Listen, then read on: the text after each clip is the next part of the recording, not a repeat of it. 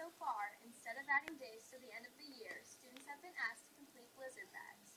Although it may seem like a solution to many, others disagree with the decision. Caitlin Emter has the story.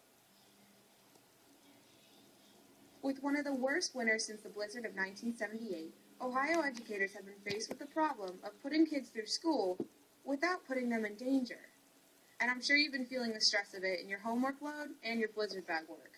But recently put to vote in the state legislature was the possible addition of 4 calamity days. And while the vote passed preliminary stages, the final plan has yet to be decided on, and opinions vary as to what they hope the change will look like if it goes through.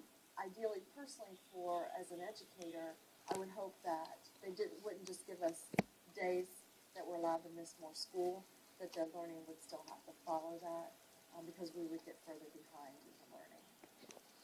Mrs. Sicking, retiring after this year, is basing her opinion on what she's seen happen in the past. I've been teaching for a really long time, and this has happened before in the past, and they have gotten some additional snow days.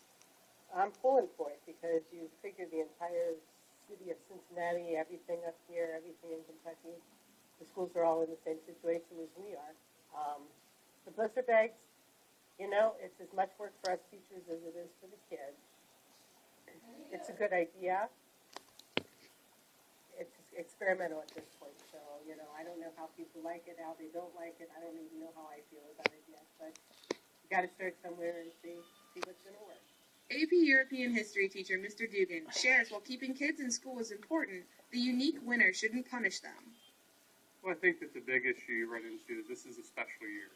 I mean, if you look at Mason in the last 20 years, we haven't gone past our 5 snow days. So this is an unusual circumstance. So I think that the fact that the state's willing to look into this and look into adding days, that's something that it works for this year. I wouldn't want that to be a permanent type of scenario. I think that it's a temporary thing. It's a one-time thing. In the end, it's a safety issue. And I think that they're making the right step in looking at the days. However, the main issue that I discussed with regard to the blizzard bag is that there's no kind of set limit on the amount of work that the students have to do. It's nice to say that you have 2 weeks to complete something, but when you get to a point in the trimester like we are right now, long-term projects, things that are due on exam week don't really seem to work. So it becomes, here's a 3-hour project that quote-unquote is due in 2 weeks, but really it'd be great if you had it done tomorrow. And that's not helping the students. And I see a lot of frustration coming from the student side, and that's something that I don't think is intended by, the act of the blizzard bag.